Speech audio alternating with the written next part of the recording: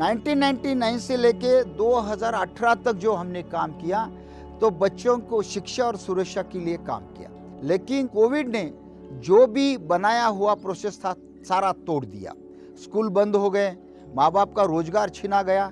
तब लोगों में मरने का जिस प्रकार से डर था, लेकिन एक भावना थी, हमारे बच्चों की शादी होनी चाहिए। जास्ती तर खेडेगावात गरीबच राहतात आणि गरीब राहतात म्हणून ते फक्त मुलांना शिक्षण देतात, कारण मुलगा जर शिकला तर त्यांना पुढे वृद्धपणात त्यांची मदत करू शकतो। म्हणून ते मुलींचं लग्न त्यांच्या वयाच्या 15 वर्षी 16 वर्षी 9वी 8वीत शिकवतात, 10वी तर कोणीच शिकवत नाही। आणि मुलगी शिकली तर काय होईल म्हणतात त्यांनी, मुलगी तर कधी ना कधी लग्न करून तिच्या घरी जाणार आणि तिकडेच राहील।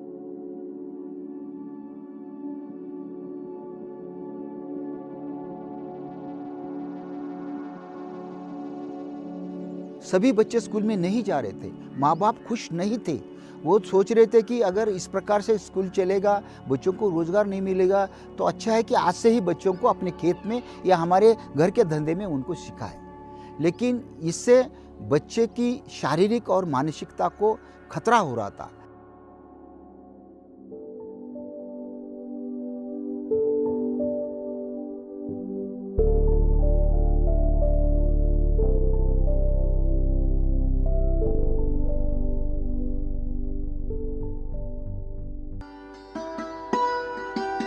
प्रसारित करत आहोत प्रायोजित कार्यक्रम माझा अनुभव माझी प्रेरणा। या कार्यक्रमाचे प्रायोजक आहेत क्राय। नमस्कार, आज आपको मेरे बेस्ट फ्रेंड के बारे में बताना चाहती हूँ कि उसकी चाइल्ड मैरिज होने वाली थी, यानी कि उसकी शादी होने वाली थी।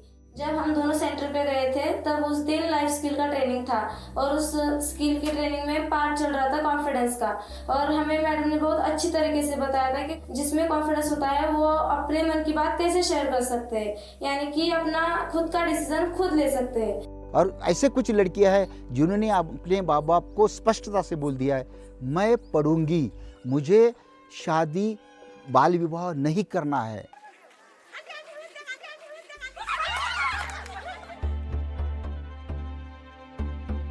परत त्यांनी सराव केल्याच्या नंतर आम्ही इथे क्रिकेट टीम बनवली, ज्याचं आम्ही नाव ठेवलेलं आहे रॉयल गर्ल्स, आणि गाव पातळीवर त्यांचा एक संघ झालाय, असं ओळख त्यांची गावामध्ये निर्माण झाली।